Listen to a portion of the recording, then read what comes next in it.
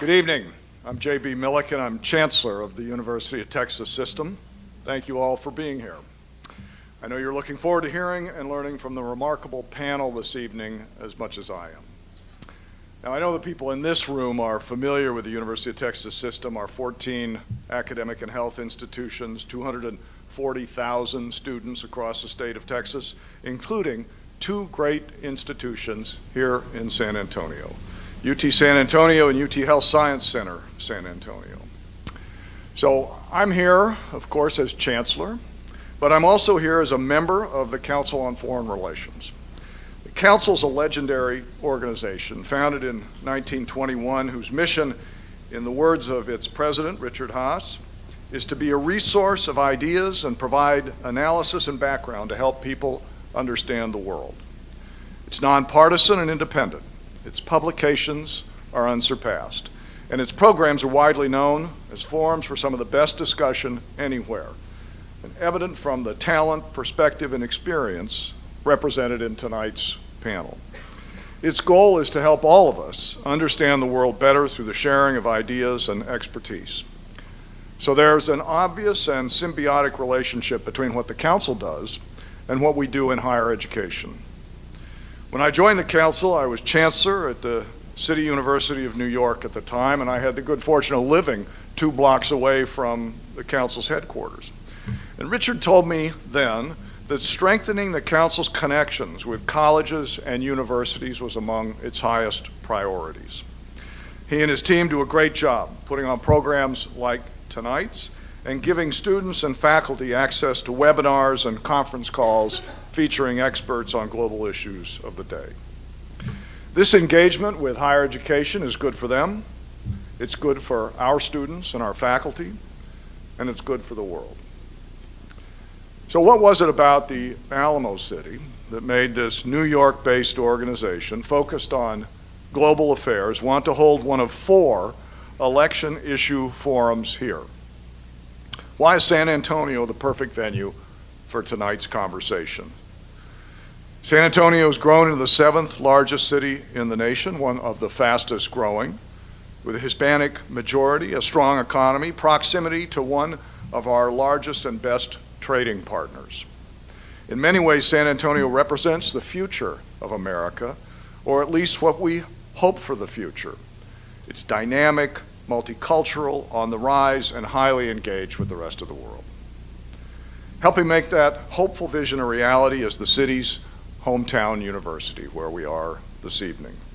UT San Antonio has long been a catalyst for the city's growth, prosperity, and cultural engagement and future. And having recently celebrated its 50th birthday, it's charging in to its 2nd century and moving on many fronts to become a model for student mobility and success, to be a great research university, and to drive continued growth and innovation here in San Antonio and in the state of Texas.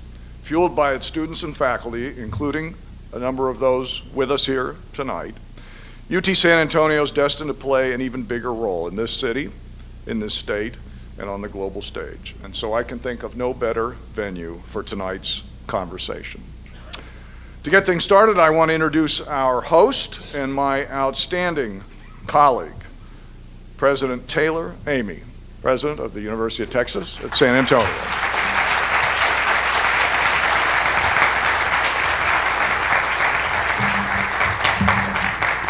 Good evening. I am so delighted you're all here. Before I begin my formal remarks, I just have to give a shout out. The Council on Foreign Relations picked 4 locations around the U.S. to have these conversations. The first took place a couple weeks ago up at the University of New Hampshire, my old institution, and we are the second to host. There will be another at Wayne State in Michigan and another in Florida, I think at the University of Central Florida. So we were one of 4 universities to host this discussion in this very important period that we're in. And it reminds me of my days at UNH a lot. In my old job, I had the opportunity to meet many presidential candidates over many election cycles.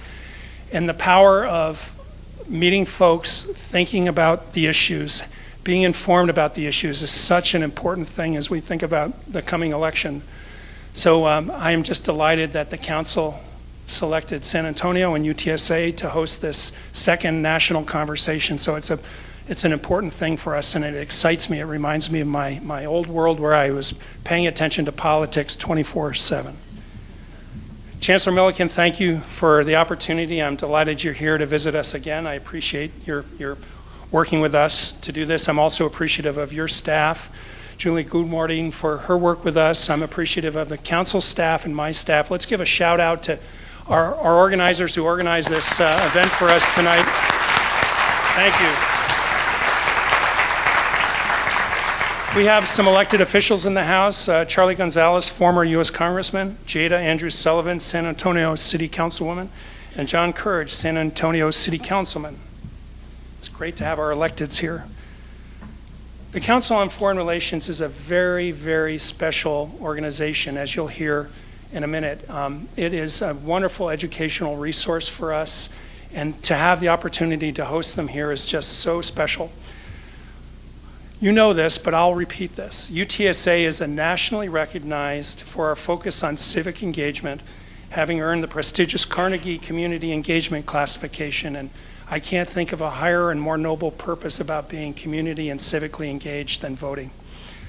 To prepare our students for future leadership roles, UTSA is invested in teaching them to be engaged and active participants in civic discourse. That's needed now. As such, I'd be remiss if I didn't take the opportunity to remind each and every student in the audience to participate in the census, the 2020 census count, so that you are counted, because there's direct benefit to be counted in terms of student aid that's given out.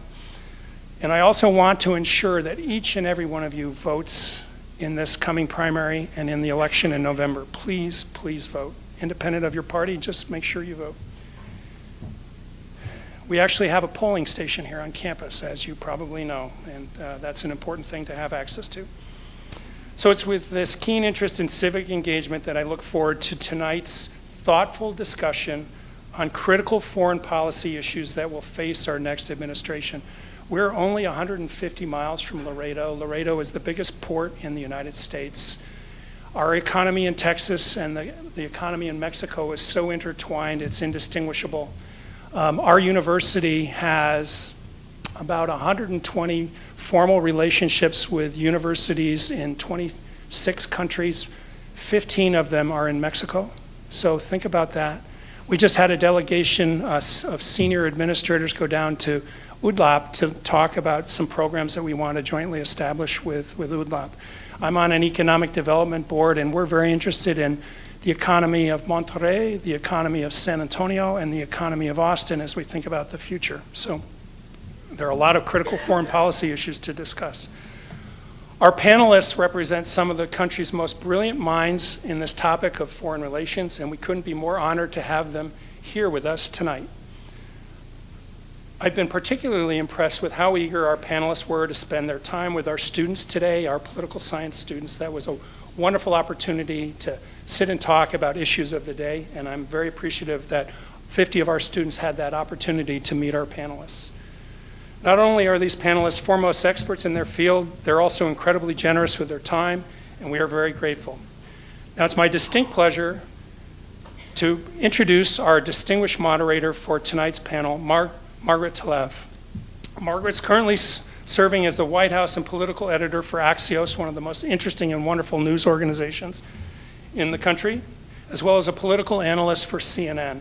Prior to these roles, she served as senior White House correspondent for Bloomberg.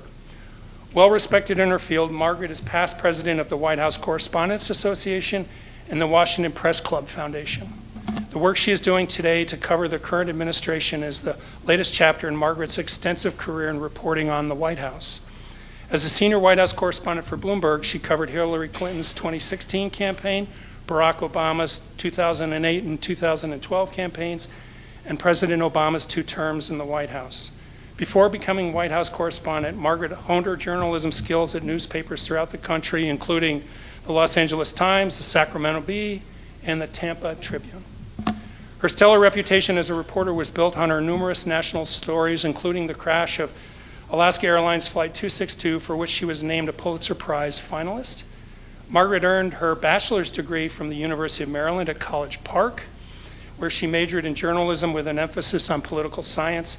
In 2018, she served as a fellow at the Harvard Kennedy School Institute of Politics. A first-generation American, Margaret is a native of Bulgaria and is fluent in Bulgarian. Please give a warm and loud and heartfelt Roadrunner welcome to Margaret and our esteemed panels as they come up to the stage.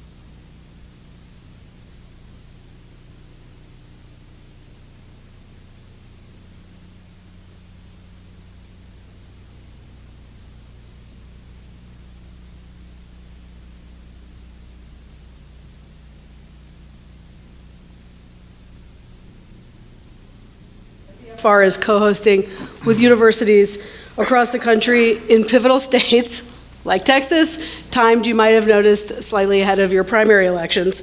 But look, the idea here is not to get into partisan politics. It is to discuss foreign policy challenges that I know all of you care about and that whoever the winner is in November will face for the next 4 years. As an independent member organization and think tank and publisher, CFR serves as a nonpartisan source of information and analysis. And the idea here is to advance all of our understandings of global affairs and some of the foreign policy choices that the U.S. is facing and that other countries face as well. So tonight's goal, as are the goals of each of these forums, is to raise awareness about these international issues that affect all of our lives, and to help you make your own decisions when you are in the privacy of the ballot box. As you can imagine, there are way too many topics to cover in an hour, so we are going to try to pare this conversation down really to what matters most to all of you and what matters most in the realm of foreign policy. But we will divide this up in a way where we have a chance to have a conversation for about a half an hour, and then we turn it over to you for your questions. And we hope that makes everyone have an opportunity to be a participant tonight. We also hope that in the lead up to this election, you all take advantage of the many resources that are available online through CFR. The website, of course, is www.cfr.org. And you can follow everything there. There are candidate responses to foreign policy questionnaires. There are podcasts, there are videos, there are great explainer briefs on topics that you care about. And there are articles by candidates, by experts from foreign affairs, and all of the wonderful products that CFR publishes to help inform you about the world.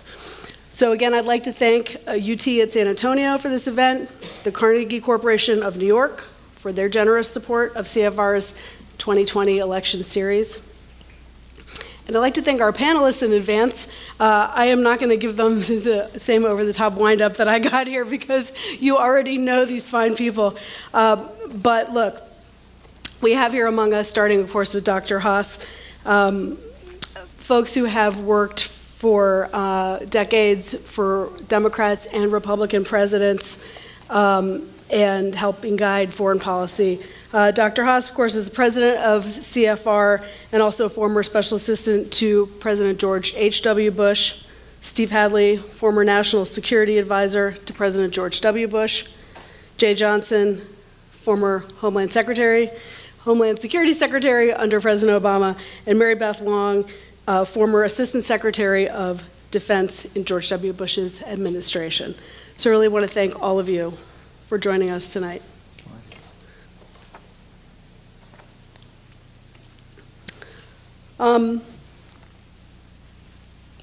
These conversations, as always, are on the record. They're also being live streamed. I don't want that to intimidate any of you. but I just want you to know what you're getting into before you get started here.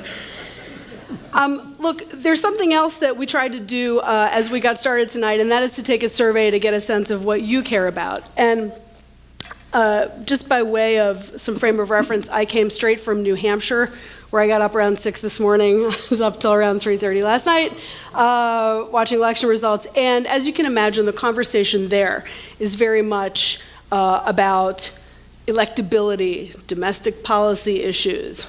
If you wanted to get specific about issues, maybe health care, maybe economic inequality. These are the issues that are driving the Democratic primary right now.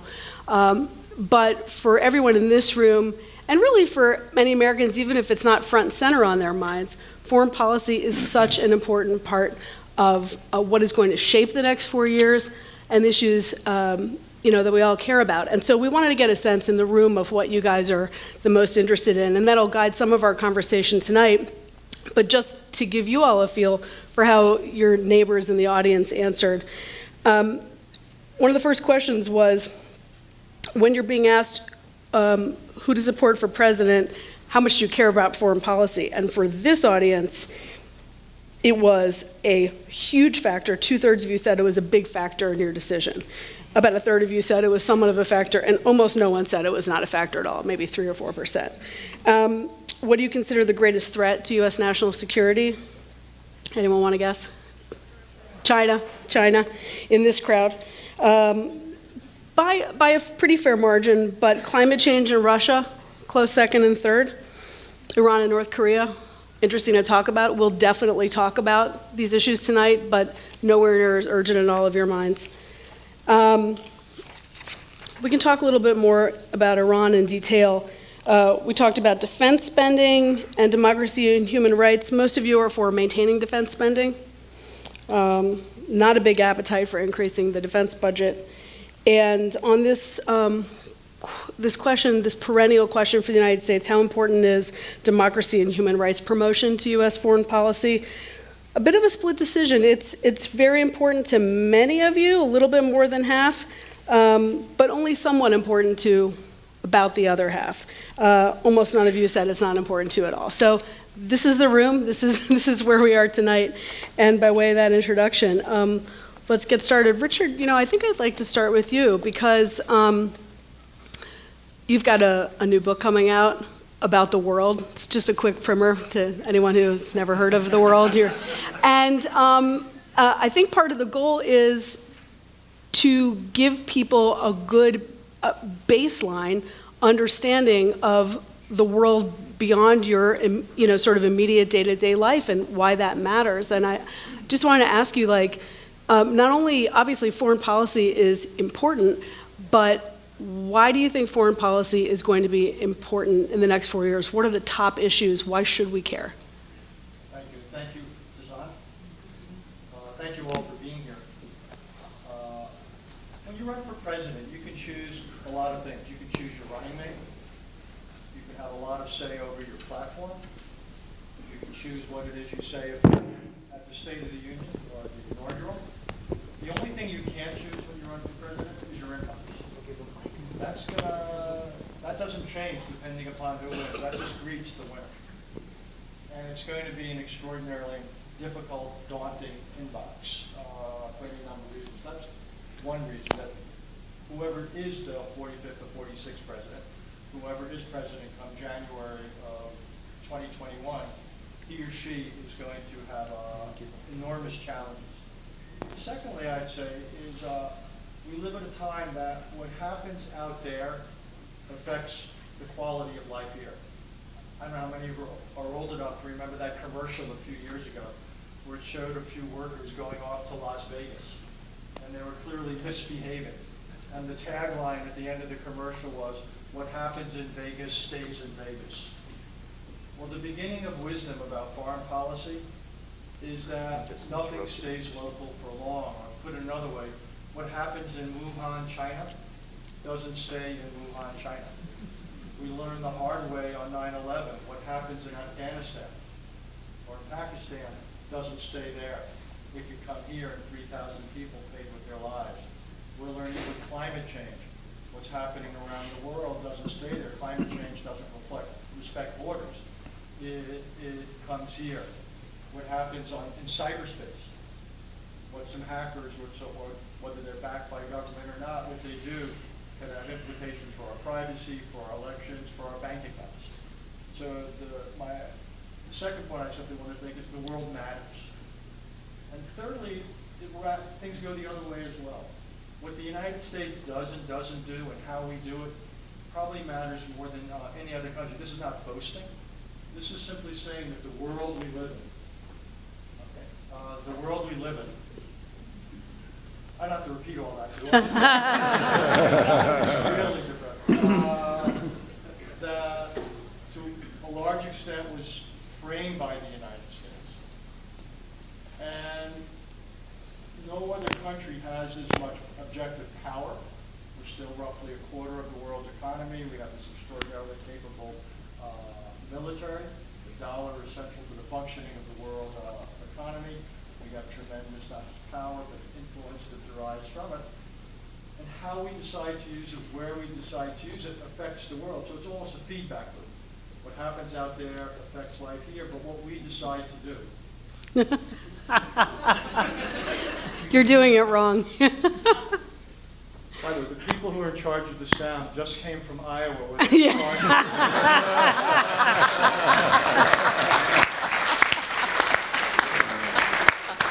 We've got it well under control. And they also did the tabulations in that poll. Yeah, exactly. Well, I have tremendous confidence in what you just heard from Mark. So my point is, again, that foreign policy matters, the world matters, what it is we do is central to the quality. And the reason we wanted to do this, the reason in some ways the organization, the institution I'm associated with is to try to contribute to the debate in this country. Today, all four of us were lucky enough to meet with some of the students here. And quite a few of them were majoring not just in political science, but in global affairs. And they actually, all of the ones who were majoring in global affairs had to take certain courses, and others did as well. And that's really important, but that's rare. It turns out you can graduate from virtually every high school in the United States and not be exposed to the set of issues we're talking about tonight.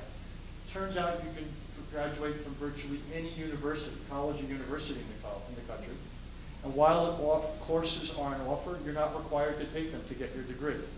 And most students navigate their requirements, so they're not exposed to it. Then there's all the people who don't go to college or university. And then there's people who 10 or 20 or 30 years later, either they forgot what they learned, or people of our generation, we were studying about the Cold War. Well, last I checked, the Cold War ended 30 years ago. So a lot of what we learned isn't necessarily relevant. So again, if this, to me, the measure of success of evenings like this is not so much what you hear from us tonight, though I hope that's helpful, but that also that you go home and spend time on these issues, so when you do vote, hopefully on March 3rd, in the primaries and all that, and ultimately in November, this becomes an important factor in your decision making. Mary Beth, I want to turn to China briefly, because I'm wondering, do you agree with the audience that this is the biggest challenge, foreign policy threat? And how should we think about China? Is China like a military threat? Is it an economic threat? Is it a health threat? Next 4 years, how should we get our heads around China no matter who the president is? If you had asked me what I thought was the largest national security threat from an economic and military perspective, I would have said China. But part of that isn't because of the Chinese. Part of that is because of us. And let me explain for a moment. I started out at CIA as a sinologist, actually. Was hired by the East Asia Division because I'd gone to school in Taiwan and China and spoke Mandarin and had traveled around and spent time in a girls' dormitory in both places and been sponsored by families and had the hubris to think that I understood Chinese. So the first thing about Chinese is you don't understand them if you're not Chinese. And I think a lot of our national policy is incredibly reflective of a huge cultural divide between what we think the Chinese are thinking and want to do and what we think they should be doing for us in order to either deconflict that or to be responsible players on the world scene. Chinese, if you speak to Chinese in the 1980s when I was there and now, their national goals are remarkably consistent. I would be at a dinner and everyone would say, quite matter-of-factly, you know, we absolutely admire you Americans. You have the most remarkable things that you have, McDonald's, foods, clothing, cinema. Your freedoms are incredible. You have this wonderful middle class. You all have cars. We're going to have that someday. But you're incredibly chaotic. You never know what you're doing. People are going in all kinds of directions. No one's organizing them. You are unpredictable. We couldn't stand that in our lives. Everybody gets to say anything they want. How do you survive in that environment? Why aren't you fighting each other? People walking around with guns. That is just not what being human is about. So we would love to have your economy and your middle class, but we wouldn't trade who we are culturally if that meant that we would be as chaotic as your citizenry must be. This idea that you all go and vote and fight each other every 4 years, what? I mean, how is that even, we can't understand how you got here. And that's pretty much the way they feel now.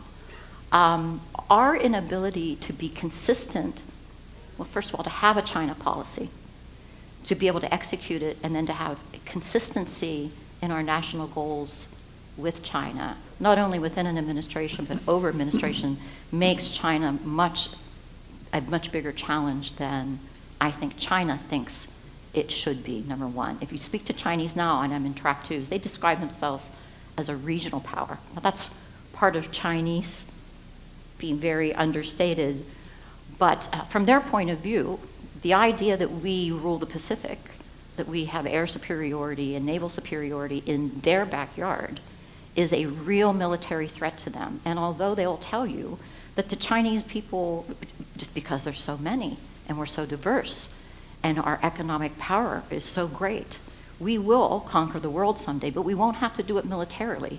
You people are going to burn yourselves into the ground, and they're right now looking at us going, because you don't have limits on these freedoms and this individual action. So you can't really produce the military weapons that you need to, because you're fighting over how your budget's going to be spent. And you really can't all get behind an idea because of your politics. And we might have to go to a military action, but we probably will. You're going to basically become a second tier and third tier country as we excel. What we haven't decided, I think, is what that means. Certainly an economic threat, certainly a military threat. They've been robbing us blind for years from an intellectual property standpoint. But we need to sit down and think hard about what are challenges, what are threats, and what are our national goals with China, and how do we address them long-term with continuity. But I would say China. At some point tonight, before we leave, I want us to have a conversation about Huawei, at least a short conversation about Huawei. But while China's on my mind, Jay, I wanted to ask you about where foreign policy meets homeland security. I think from your experience in the Obama administration and just your perch in the national security world, something like the coronavirus comes to mind for me. That's where the rubber meets the road. People might think that Huawei or intellectual property rights or whatever are these sort of far-off issues that don't really affect them, but someone getting sick and making thousands of other people sick and making Americans sick is something that really frightens people. And I'm just wondering, do you see foreign policy and homeland security as two distinct issues? Are they the same issue? And what areas should we be looking at for the nexus of those two things? Well, thank you for that question. Can everybody hear me? My sound works. See? All right. Now I really feel bad. Okay.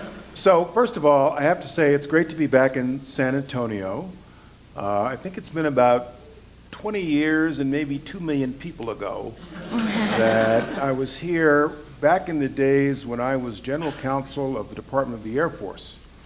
As everybody here knows, there's a large military presence in this community. There's a large Air Force community here, AETC.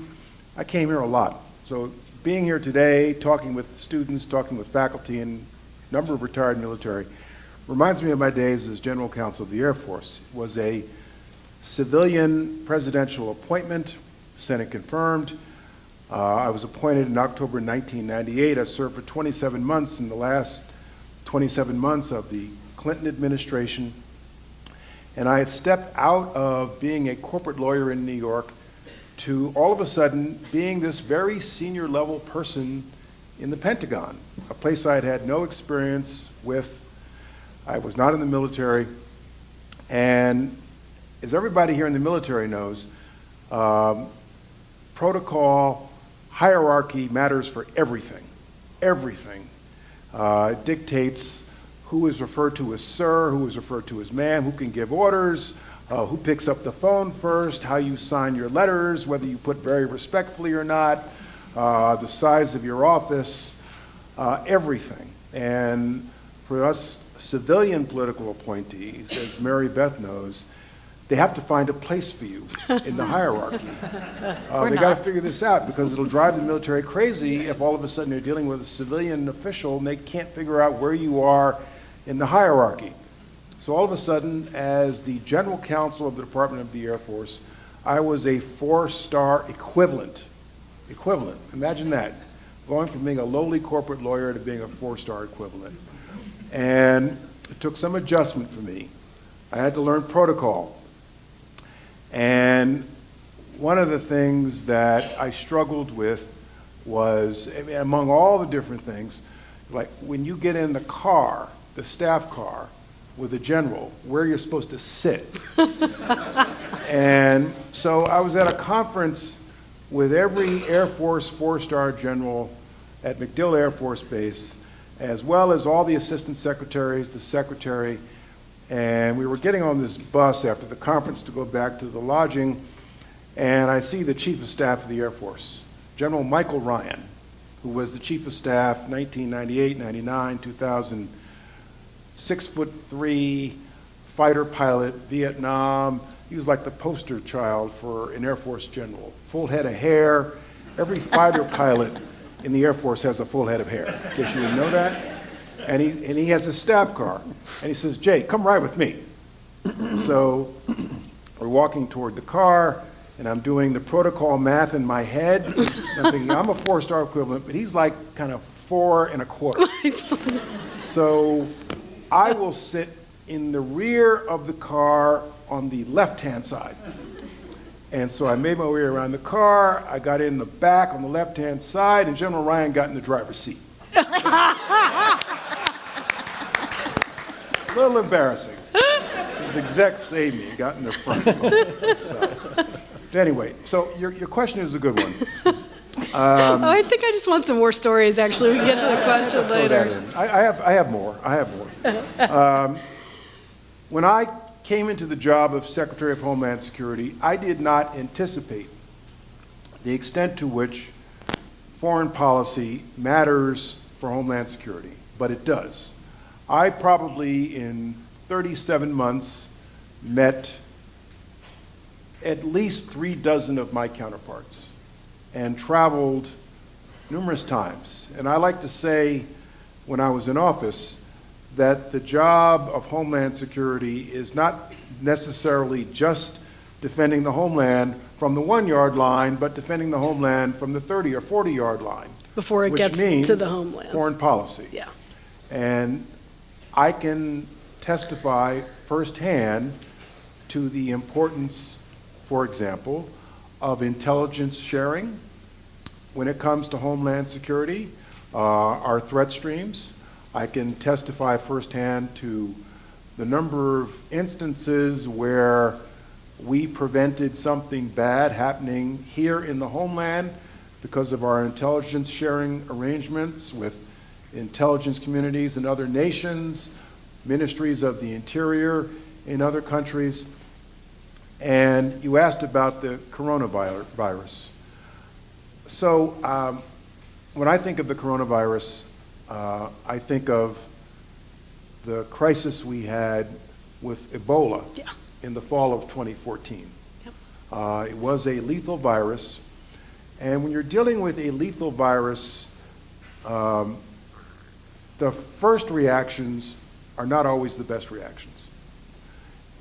There's a lot of public anxiety and fear when it comes to a lethal virus because people don't know where it's going to end. Mm-hmm. People don't know when we're going to turn the corner. People don't know how far the virus will spread, how many people are going to die, whether it's going to be on your front door tomorrow or in your mailbox or in your school or in your college dorm. And so there's a lot of fear and anxiety, and first reactions are not always the best reactions. And so there was a lot of pressure on us in 2014 to basically suspend all travel from West Africa, where the virus was coming from. Just shut down all travel. And from the Homeland Security perspective, that has a lot of appeal, because when you're in Homeland Security, you're all about buying down the risk to the homeland, reducing the risk. Turns out, frankly, that was the first reaction, but it wasn't necessarily the best reaction. The best reaction to dealing with the Ebola virus in West Africa was an approach, an international approach, a foreign policy approach, not just reducing the risk to the homeland, but helping go to the source to stamp out the virus at its source. And so while we did not suspend visas, what we did do, which is what the current administration is doing, I'm glad to see, is funneling all the air travel from that part of the world to just 5 airports where we heightened the health inspections of those arriving from that part of the world. We armed all the hospitals with awareness about what to look for the symptoms, and we sent our health community and our military community to that part of the world to help them combat the virus rather than isolating that part of the world. And I think that has to be the correct approach here, assuming China is willing I was to going to accept. ask. China has been a little bit more reluctant. They've been slow yes. to do that. But it is true that for Homeland Security, protecting the American people, keeping us safe, there is a huge, huge foreign policy component to it. We have to be able to share resources and intelligence and learning in the international community in order to keep the American people safe. It does seem like trust is one of the big X factors to that, because if you're going to contain the spread of something before it becomes epidemic, if you're going to understand the problem, you have to know what the truth of the problem is. Yes. And I think, I want to go to Steve Hadley, but I hope when we have just a couple minutes for a conversation together, maybe we can talk about trust sort of as a two-way street. What are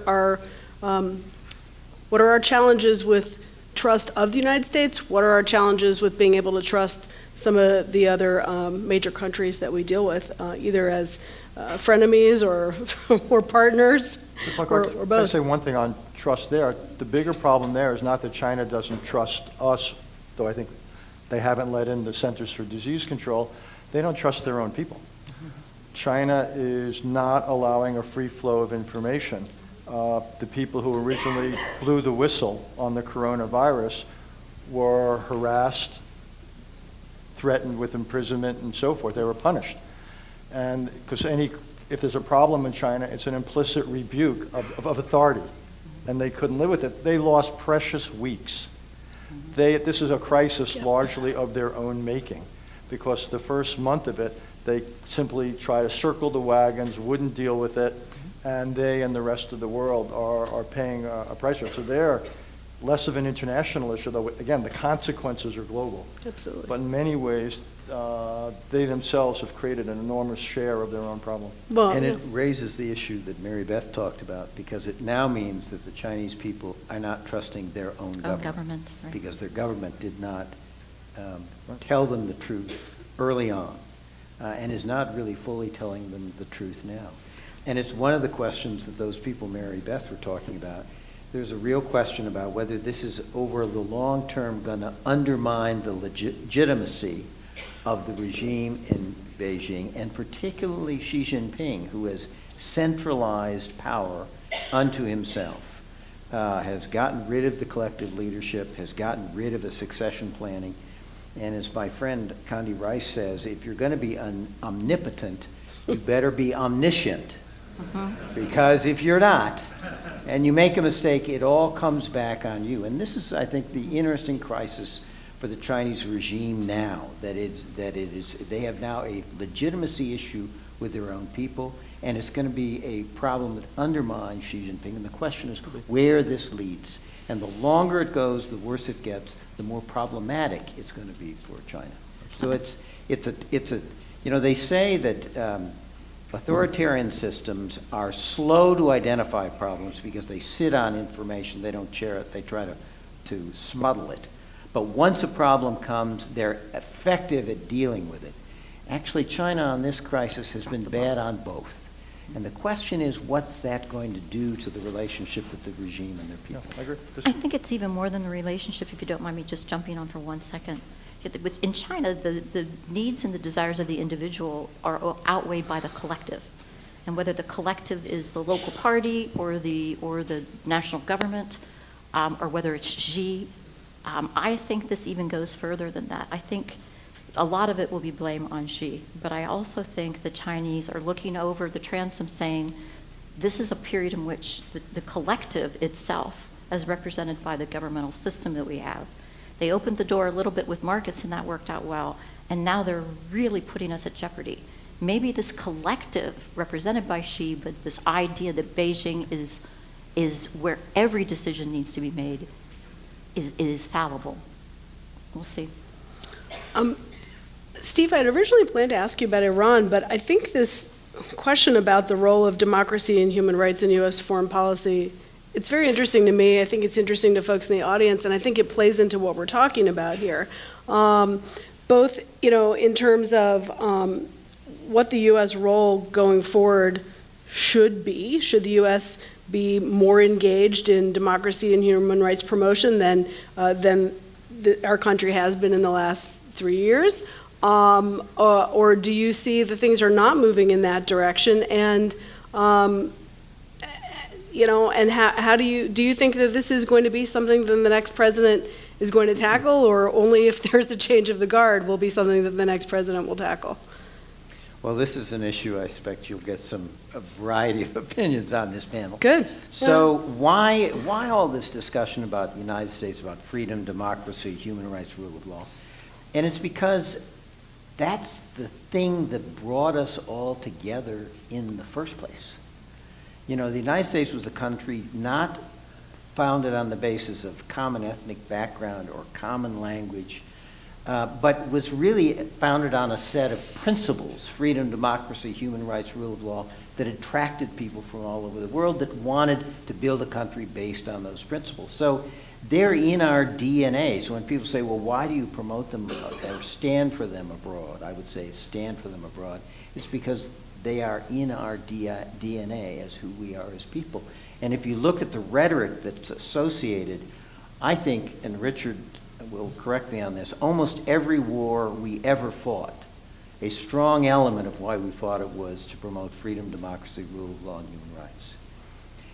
It has always been part of our foreign policy. There is a dispute, people say, between the idealists who want to promote American values and the realists who really focus on American interests, not having terrorism, not having proliferation of nuclear weapons and things like that, and that these are somehow in tension.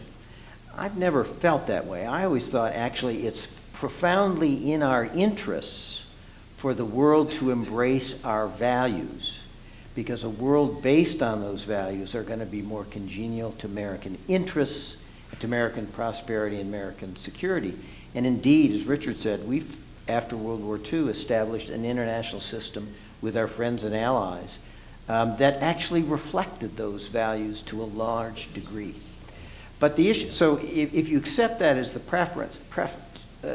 the framework, it isn't only about our values. And we do have other interests in addition to our values. And therefore, in any given situation, when you have multiple interests, and you're going to have to make trade-offs. And so the issue is, certainly we need to stand up for our values. What are our values again? Question is, shall we start again? Freedom, democracy, rule of law, human rights. Now, one of the things about values and aspirations is you don't always measure up to them. Second of all, they aren't the only thing that is involved in our foreign policy. And the issue is, what do you do when they're trade-offs, when they're competing issues, competing interests? And the real question is, how aggressive are you when you stand up for those principles? Do you actually fight for those principles? Do you try to impose those principles on others? And that's where we get into the tussle. George W. Bush administration with the second inaugural, a lot of people thought went way too far in terms of promoting our values. A lot of people said we tried to impose democracy on Iraq through the barrel of a gun, which was completely not true, but we can come back to that. That's a sore point for me, Iraq, but that's another conversation.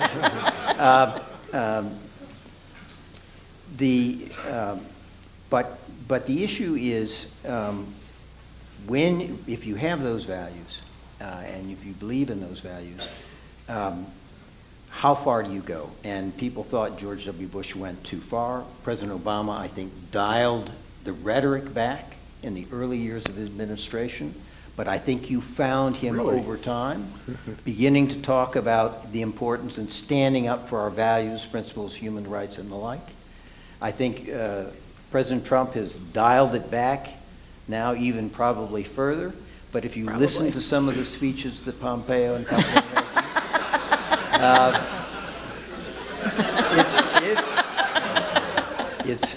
it's still there. And one of the things I think that some of our friends and allies miss is that we don't seem to be standing up for those values and principles now in the way that we did before. They were an organizing principle in the international system, and the system depended on us to be the champion of those values. And there's a limit. I think we all know there's a limit to which you can take that. So the most vivid example I think of is before I was at Homeland Security, I was the general counsel for the Department of Defense. And I was in Afghanistan 2009, and we wanted to create a structure for them that resembled the Department of Defense in many ways. And so I met with my Afghan counterpart, who was the legal advisor to the Afghan military. And he was a civilian legal advisor, and we wanted to see him create an Office of General Counsel like the Department of Defense's Office of General Counsel, rule of law, rule of law, rule of law. And that meant handing him a template for various different divisions: international law, procurement, environmental law, and fiscal law. Fiscal I'm law. supposed to explain to this Afghan military advisor what fiscal law is. And, you know, there's only so far you can take that conversation. And so there's a limit to which, Stephen, I'm sure you appreciate this, there's a limit to which we can try to impose the way we pursue our interests when it comes to human rights, rule of law, and the like. That's the question, though, impose. And one of the things I think that has been for those people, can I do this? Definitely. Thank you. One of the things for those people who have championed the United States standing for these values and principles is they're not just ours. And I agree, they can't be imposed. Our belief for a lot of Americans is that actually not only is the world better for us if it's based on those values, but it's actually better for the people who are in them. And if you look at historically, when people have had the freedom to choose between authoritarianism or democracy, most of the time they voted with their feet in favor of freedom. And that's what you saw at the end of the Cold War. So we're going to move to questions in just a second. One of the guiding sort of principles of our coming together here today was that we were going to try very hard not to make this about individual politicians. But I think it's hard to have the democracy and the human rights conversation without taking into account some of the shifts of the last few years. And some of these have to do with the president and the administration. Some of these have to do with larger global trends. And I just wonder, the appetite for engagement in the Middle East has declined. The American appetite to remain engaged in long wars has declined. And under the Trump administration, the desire to we'll fight China on trade, but we're not going to go to war with China over human rights, much less Turkey, Saudi Arabia, any number of countries. I just think it changes the equation, and I really wonder, no matter who is president, from which party, after November of 2020, whether the U.S. calculus for integrating democracy and human rights promotion into the core of foreign policy has changed, whether it's really changed. Actually, I don't think it's changed that much in principle, but foreign policy is ultimately about practice. And that's where Steve's point about, one issue is trade-offs.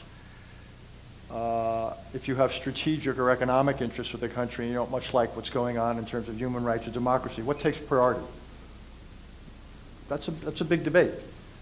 30 years ago, when you had at Tiananmen Square, the repression there, the Bush administration, Bush 41, decided that yes, we would be critical of China, we would do some limited sanctions, but we would maintain the basic relationship for various strategic reasons. Now, essentially, we've gone, I think, to an extreme of overlooking these issues. The other question, and this is probably where Steve and I disagree somewhat, is how do you right-size what it is you do? It's almost if you thought of, there's three buckets. There's reach, there's overreach, and there's underreach. And what falls into those various buckets? What is the right amount of effort to promote these things, as opposed to where do you go too far? It's just not worth it, or no matter how much you do, the soil isn't fertile for it. The preconditions don't exist. Where are you doing too little? And where do you give up opportunities and so forth, where they might exist? I think this is actually, it's nothing new. It literally goes back to the founders. Every president has wrestled with it. Some would say the best way to do it is by example. If you go back to the writings of someone like John Quincy Adams, one of the early presidents who was also Secretary of State, his whole idea was we do it by example. And if that's the case, then we look at what's going on in this country, and we have to ask ourselves, are we setting an example that others want to emulate? And I would say in many areas, no. And indeed, just to circle back to where we began the conversation, we asked the question, what's the greatest threat to the United States? And I think a plurality of you said China, and to our position in the world. I would actually have a much more radical answer. It's us. It's us. Yeah. Right now, I think Right. the biggest threat Write that down. That's the most important to thing you'll hear America's tonight. position in the world is the United States. Right. And it's either what we're not doing at home, whether in terms of being economically competitive, and just the budget the other day. If we want to compete with China, and you said you wanted to talk about some of these, right now it's very hard to compete in 5G. We do not have 5G to compete with on a global basis. We're cutting our basic budgets on basic research. So it's not China's fault that we are not in a position to compete with them as well as we might. These are our own decisions. For 70, 75 years, the world, I would say, worked pretty well from America's point of view. And the question is, if we go about disrupting it, which I think in various ways we've done over recent years, either by overreach or underreach, I think a real question for people who want to be president is what is their sense of what's right-sizing American foreign policy? If they don't like the status quo, a version of, and they want to disrupt it, what are they going to put in its place? And I think that's a legitimate question to ask. If they like the status quo, what are they prepared to do to maintain it, to even deepen it? And I think those are the sort of questions we need to ask of the candidates, because you don't want to have a situation as someone gets elected and you don't know their answer to those questions. That's what we need to avoid here. We are going to move to questions now, and as I'm going to tell you how to do that, and then as we get organized, I know Steve and I were talking just before we started about the importance of voting and why voting matters, and I'm hoping you share some of those thoughts with the crowd as we move to this part. Here's what I'd like you guys to think about in the next 30 seconds to a minute or so. We're on the record. We're still being live streamed. And think about what question you want to ask. When the time comes, I'm going to want you to raise your hand. There'll be a microphone. The microphone's going to come around. If you would, tell us who you are. What's your name? Are you a student here? Or you live in the community? And then ask an actual question if you would, and we'll get to as many of these as we can. But as we start to get organized, would you share with the group some of what we were talking about? Just the idea that voting actually matters, engagement actually matters. Right. You know, one of the things that Richard and I talked about, especially when we have are in front of student audiences, I think we would all agree that this is probably the most, from an international standpoint, the most challenging situation we face since the Cold War, and maybe including the Cold War. And for a lot of the reasons that Richard was touching on, we're not particularly well positioned to deal with these challenges. So, and I think another thing we would say from our experience is who is the President of the United States really matters. I've been in a number of administrations now, and what always strikes me is how much of the decisions actually go to the president, and the president has to make them. So who president really matters. And for young people here, it's really going to matter for the world that you inherit. Because this future is yours. It's not my generation. My generation is passing from the scene. The future is yours, and you need to seize it. And by how this election comes out and who you vote for, you can have a hand in shaping the future of the country that you will inherit. So if there's one message that is behind this CFR program, it is please be informed, but most of all, please participate. Please organize. Please get involved. And for goodness sakes, please vote. Because the last elections,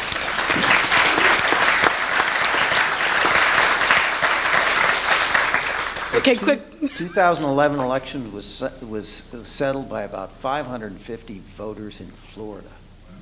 So if you don't think your vote matters, it really does matter, and it's your future, and you should seize it. And the way to start is to get involved and vote. And everybody's watching Texas, as everybody here knows. Okay, last word real quick, and then we're going to go to questions. Sorry, Beth. Super, super quick. So in the conversation about exporting or promulgating our values and human rights and transparency and democracy, and dovetailing with what Steve just said, I am an unabashed believer in American exceptionalism. And if you're not, go live abroad in a country that isn't in Europe for 2 weeks and tell me that you don't come back a changed person. And and I, as a CIA officer, spent all my time in the crappy places in the world because they were the most wonderful, because the people were much more real. But every single one of them, whether they loved us or they hated us, they were passionate because America meant something to them. And even now that I'm sitting in track 2 and doing business, every time we sit down and people have a meal together, it's talking about our president, talking about what our Congress is going to do. It matters so much to the interlocutors in the international arena that they think we're crazy that we don't require voting and that people opt out. Because from their perspective, our votes have a huge impact on their lives, and they think that the privilege that we have to have been born in this country and to have these founding fathers that put the structure in place, and it is culturally bound, that we can have all these things. We can have people being chaotic. We can have an economy where everybody gets to do whatever they feel like, and they can change their minds. All of that because we had an incredible base, and they'd do anything to have it themselves. So vote often, frequently. Well, only once per election, though. Okay, we're going to. All right, we're doing this. All right, who's got the microphone? Chicago. It's Chicago. Or it's got a microphone. Awesome. We are going to start right over here. Good evening. My name is Craig Elstack. I am a full-time student here at UTSA on the GI Bill. I am a global affairs major. I am a geography minor, member of the United Nations Society, and also a McNair Scholar. I was on a submarine when Dr. Haas was working for George H.W. Bush, and I was in the Pentagon when he was in the State Department. I did 1 year at Morehouse, and I don't believe in American exceptionalism. In my 10 years living outside of this country as a uniformed service member abroad, what I heard was about our hubris. And our hubris comes when we believe that we can take our beliefs and impose them on others. And although I believe, I'm an American, I love America, but I don't believe that I can make the world in America's image. And so, Dr. Haas, I have such respect for you and such respect for all the panelists. But when I read your book, A World in Disarray, you talked about the world order .1, 1.0, and the world order 2.0. When I read how you presented it, and I thought about being overseas, I don't see the difference between manifest destiny as 1.0 and regime change and the policy of American regime change as 2.0. And my question is, how do the intellectuals, the power thinkers, get the point across that we can't make the world in our own image? We have to make room for everybody else. And in doing so, we can't say things like, you know, I watch you on Morning Joe all the time. We can't say things like, the president, as you said in 2006 at BBC, the president will inherit a world, or the world, the globe. And the US president doesn't inherit the world. Okay, so your question is, how do you reconcile the ambition to bring order to the world or export U.S. values without being overbearing or overimposing ourselves? Okay, panel, thank you very much, and thank you for your service. Thank you for your question.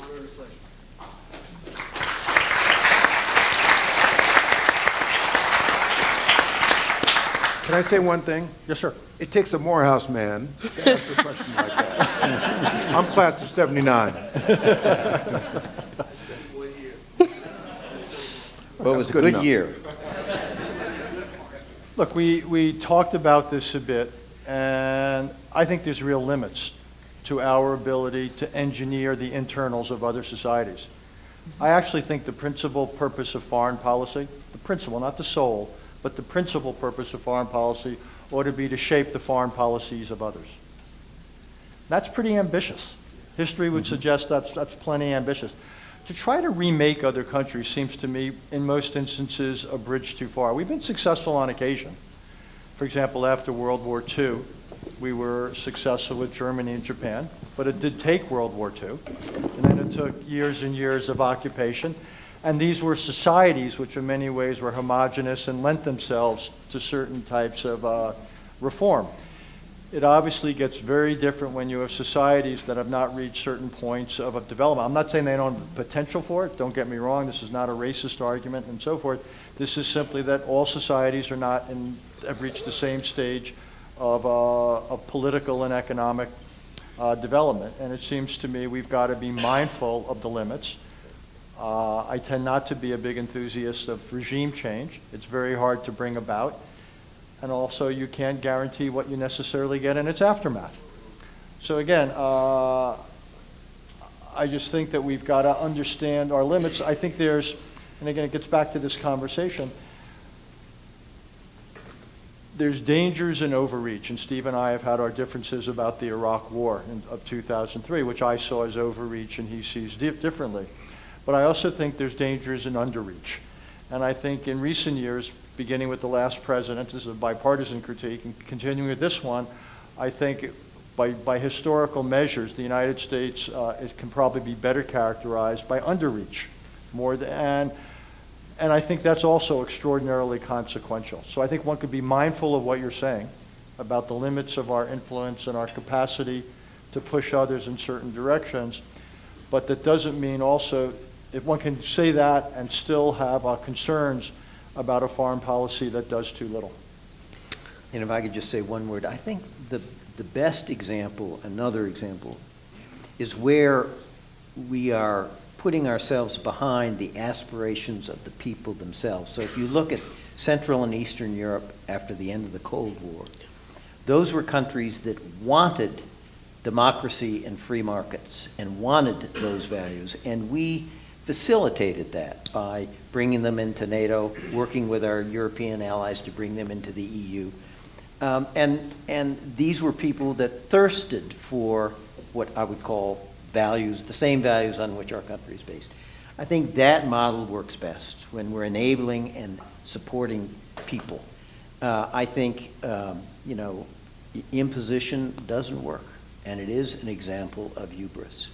And we can talk about individual cases, but I think the country's learning, and I think we're getting a middle ground on this issue. But if Iraq was an example of overreach, Syria was an example of underreach. Right. And they showed that you can have disastrous consequences from both. And that's the point Richard's making. Okay, thanks. With the glasses, yes. You, yes. Totally. 100% you, yes. Hi, my name is Alyssa Gessler. I am a master's student studying global policy studies at the LBJ School up in Austin, as well as a former special assistant in the executive office of Dr. Haas. It's good to see you, sir. This is a rigged crowd, by the way. Yeah, I swear, I didn't even mention A ringer. Good to see you, though. You as well, sir. My question is a simple one. It is about the Israeli-Palestinian conflict. Oh, yeah. Nice and easy. Good. We hosted Ambassador Dennis Ross today at the LBJ School, and he was talking about his take on the Trump administration's Israeli-Palestinian peace plan. His take was less than favorable, but an aspect that he noted that I think is of particular interest for tonight's conversation is the provision for the 4-year period during which the Palestinians could opt back into the plan. And that 4 years gives us a direct overlap into the potential next administration. So I'm interested to hear your thoughts on the potential for a revival of the plan under either a Trump administration 2.0 or a potential Democratic administration. Thank you for your question. Let me just quickly say, the problem with the 4-year period is that it's not clear that, for example, Israel will be precluded from taking unilateral actions during those 4 years. So to say the Palestinians have 4 years to think about it, but during those 4 years land is annexed, that's not a very tempting option. 2, I'd simply say for the next administration, 2 other points. One is the Palestinians, though, can't just continue this pattern of rejection. Serial rejection has not served Palestinian interests. What is on offer today may be inadequate, may be one-sided. Indeed, I think it is. I wrote just the other day that it's an unattractive offer.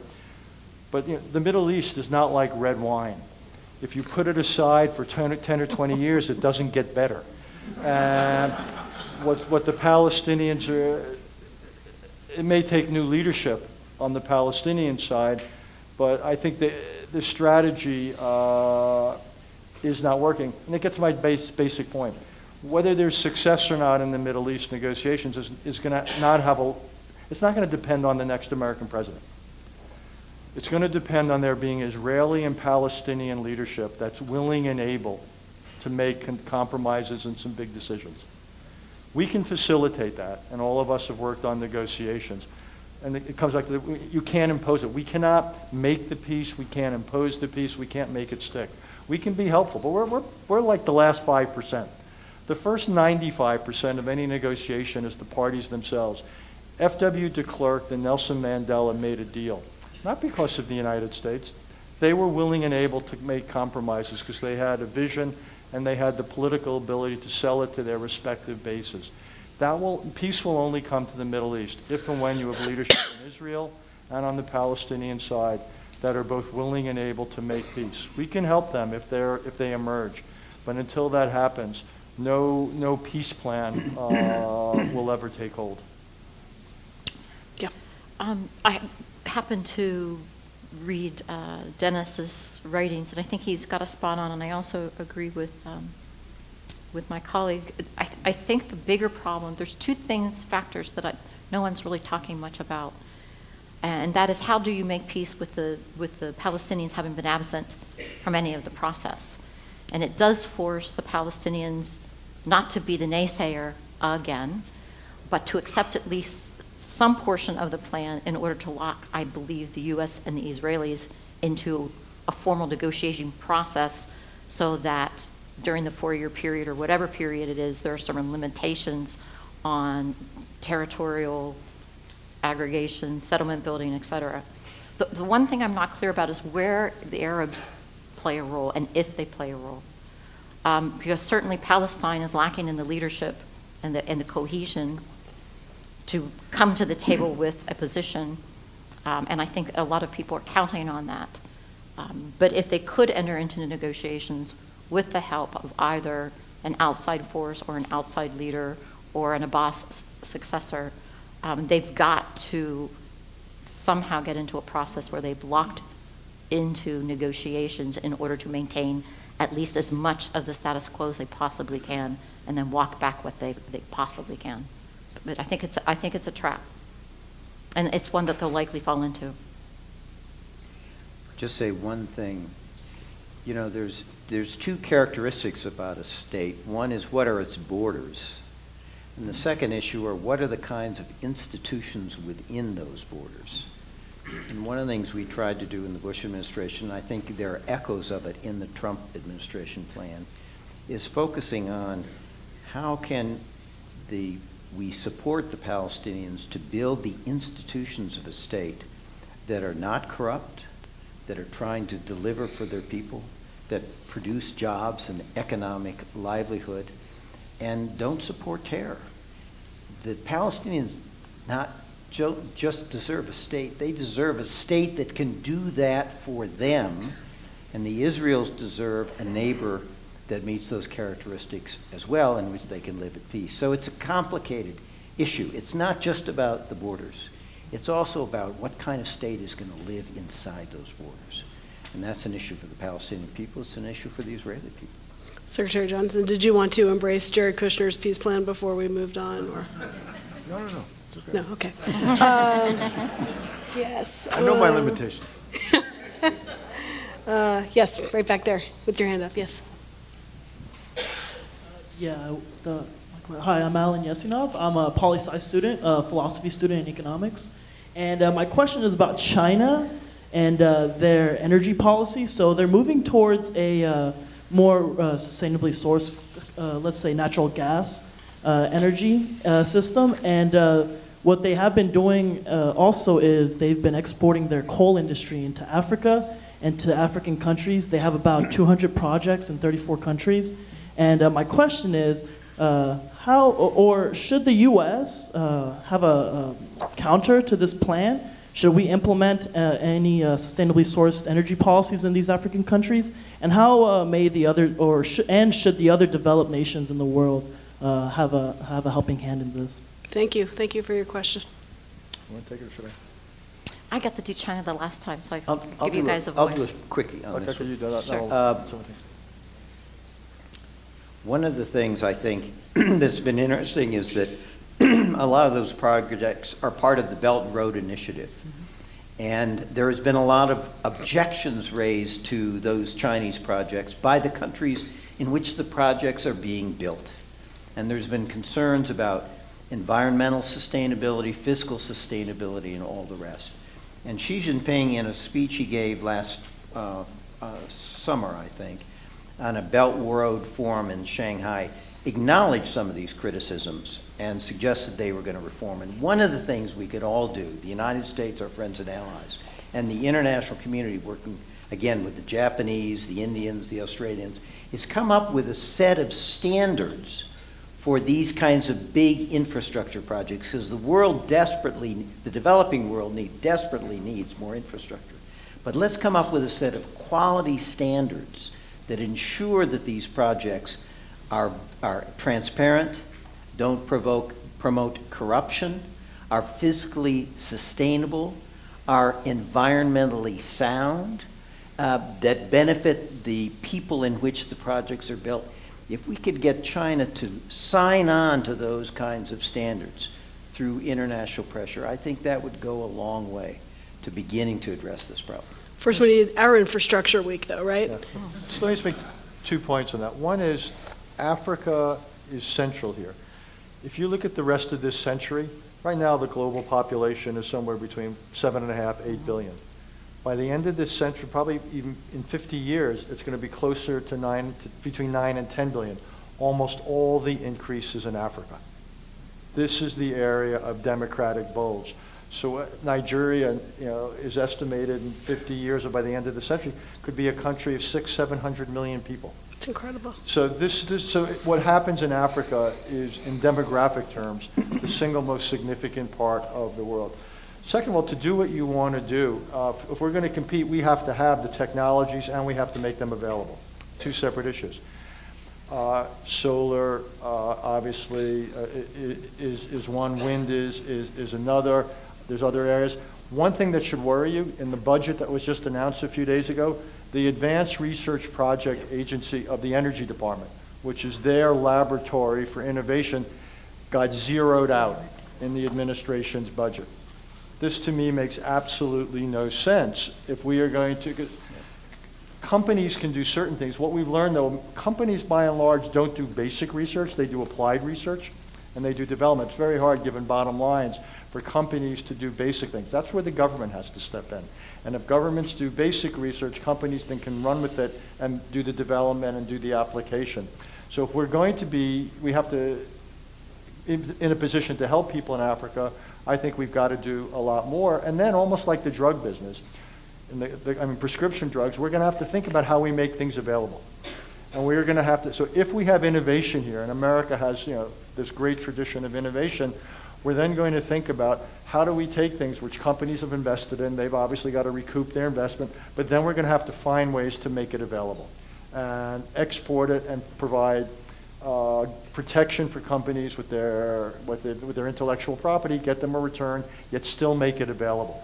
And just like it was a big issue with HIV, AIDS, and other drugs, I think that's going to happen, needs to happen in green technologies, where first we promote the development of these new technologies, and then we promote their availability for the rest of the world. And Africa will be the most important part of the world to do that. Mary Beth. 3 quick points. I happened to be at the Munich Security Conference in Doha in Cairo a couple weeks ago, and somehow ended up being one of very few Americans there. And the Chinese were there, and during one of the plenary sessions, the Africans were there at the presidential leadership level, ministers of defense. The Chinese proposed a Belt and Road Initiative, not only for enhancement for Africa, but for Central Asia. And the room was ecstatic. So it's, frankly, it's not just energy, it's rare earth elements as well that are even more dangerous because they are locking in the very limited supplies, or known supplies of those, with huge implication for our developing tech industries, number one. Number 2, it's worked so well in Africa. They know there's criticism, but they really could give a crap about whether local villager X and country Y really is enjoying the Chinese presence and getting anything out of it. They're very happy to pay off the local leadership and to make it a productive and economically feasible project for them and then disappear. And I know that's crass and unpopular, but that's the truth. And it's not going to change. There may be a nod toward getting the international community off their back, but that'll be about it. So if we don't get more aggressive and make some decisions, in the energy sector it is critical, but I think the rare earth is probably even more critical. We are going to find ourselves squeezed out of key portions of resources, natural resources and industries, and then we're going to look around and say, oh my gosh, what are we going to do? And it's happening fast. Yes. Thank you.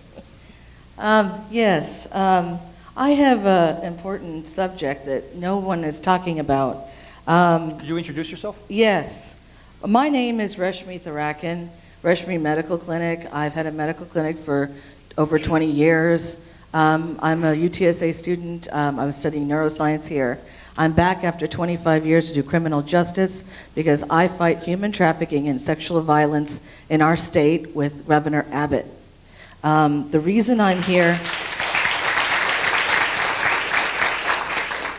the biggest issue that we have in Homeland Security, and it definitely affects foreign policy and trade, is actually human trafficking.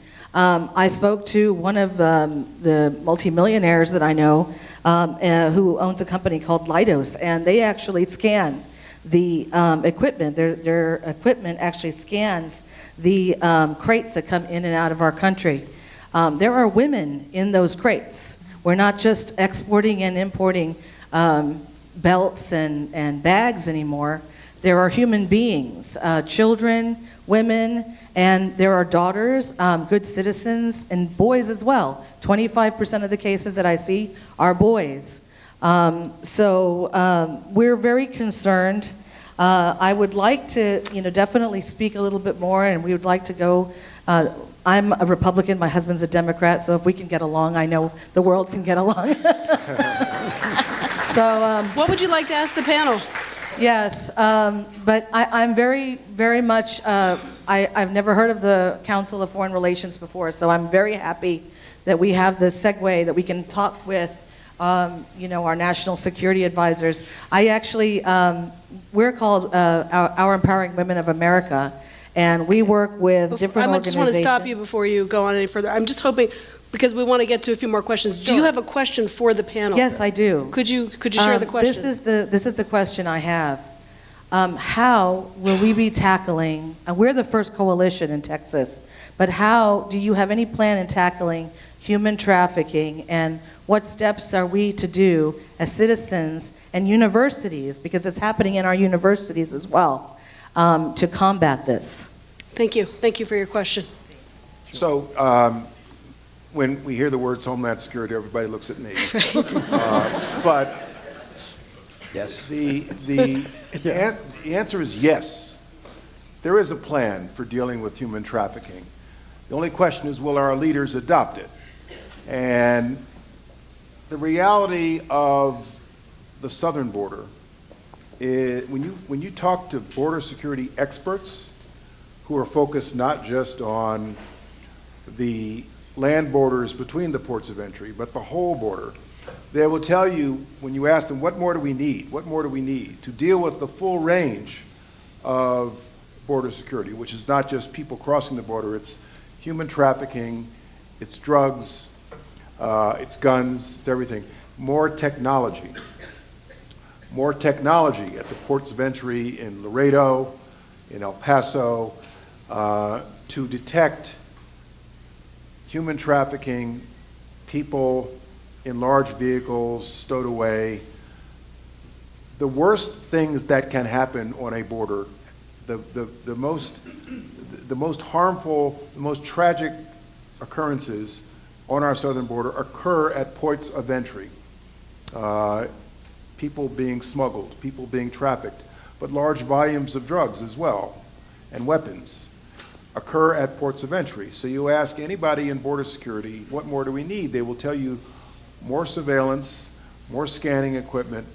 Many of you may not know this from today's political rhetoric, but there already is a wall on our southern border in the places where it makes sense to have a wall, Can you fortify the wall? Can you add additional barriers in places where it makes sense to do so? Yes, but you cannot have a wall from sea to shining sea. It's physically impossible.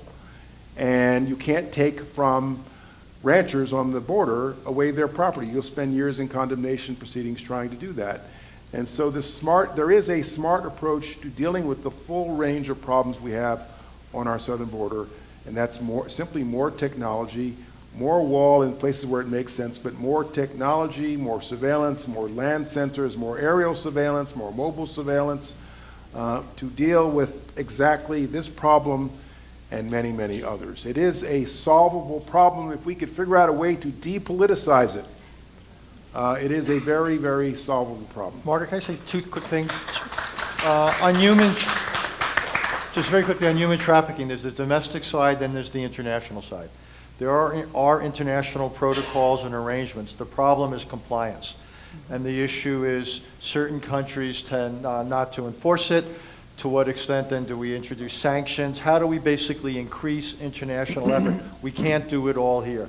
Second of all, since you said you hadn't heard of the Council on Foreign Relations, internalizing that comment, and I'm working through it. I'm in the second stage of grief on it.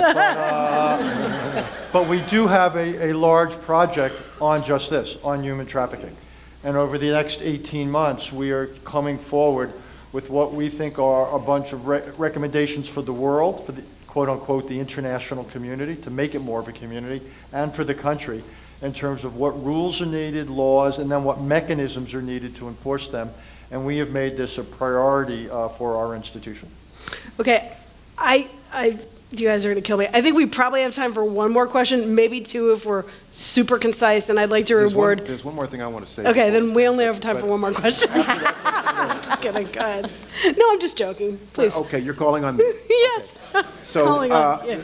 there's one more thing I have to say, and this is the question that overhangs this whole program is, to what extent should national security, foreign policy play in this year's election, and what should you be looking to hear from the candidates about foreign policy and national security? People ask me, what's the number one national security threat? What's the number one homeland security threat to the United States? I say, I'll tell you the number 1, 2, and 3 threats. Climate change, climate change, climate change. And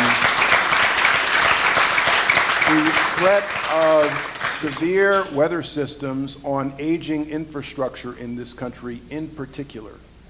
And we are failing to address it. As Barack Obama used to say, it is a slow motion emergency, and we do not have the political will to deal with this. I think it has been a disaster that the United States has retreated from a leadership role on the world stage in addressing climate change, which makes it a foreign policy issue. And for those of you who are going to inherit this planet, those of you students in this room who are going to inherit this planet for another 70, 75 years, you should be looking to all of us to say, what are you doing to save my planet before it is too late? And this has a national security component to it. For example, the Hudson River Railroad Tunnel, through which hundreds of thousands of people pass every day under the Hudson River in the Northeast Corridor, is going to collapse sooner or later, in large part because of severe weather systems, but we cannot find the political will to invest the $30 billion to build a new one. And so this is a problem that we are failing to address, which makes it, in my view, problem number one. But the reality is, when it comes to national security, what do you look for in the candidates? It's what Richard said. It's so often you got to deal with what lands in the inbox. And having a president who has the temperament and the advisors, like some of the people on this stage around them, to give level-headed advice, and knowing what you don't know about foreign policy. Whenever you hear somebody say, I know more about this than anybody, yeah, time to get worried. Way. Yeah, right. But having level-headed people around you, if you don't know a lot, is key. I'll shut up.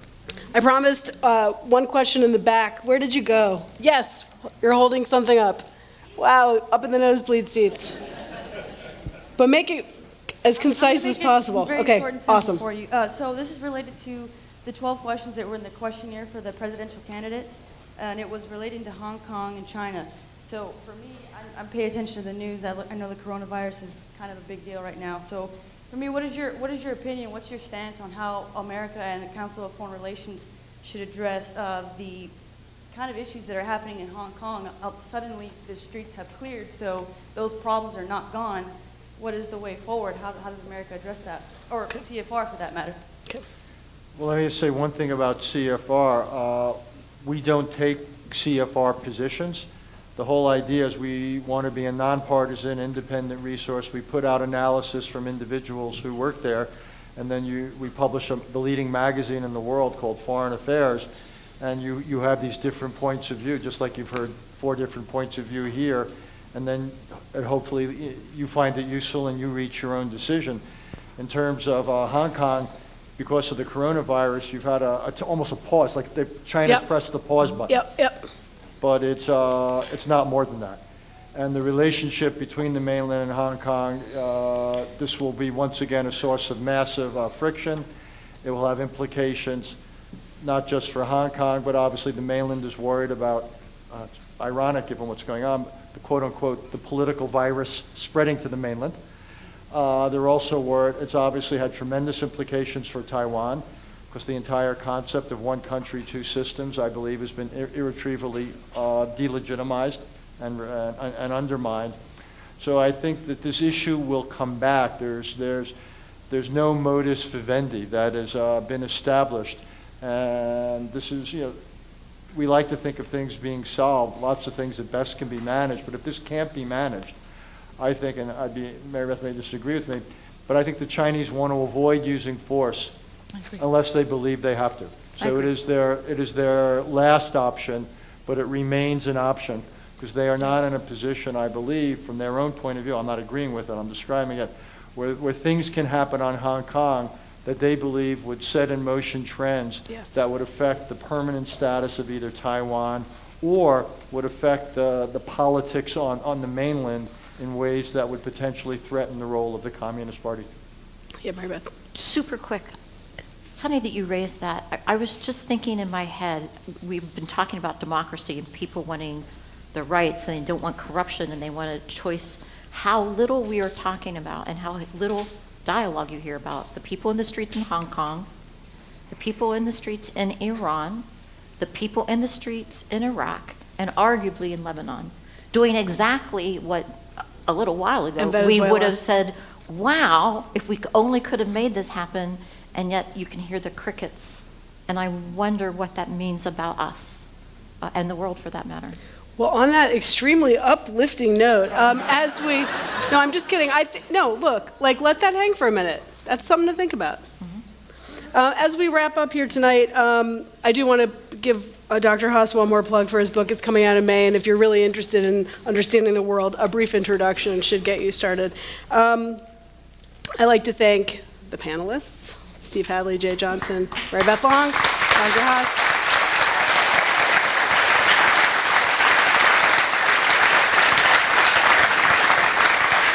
I would like to thank UTSA, University of Texas at San Antonio, and I would like to thank all of you in the audience.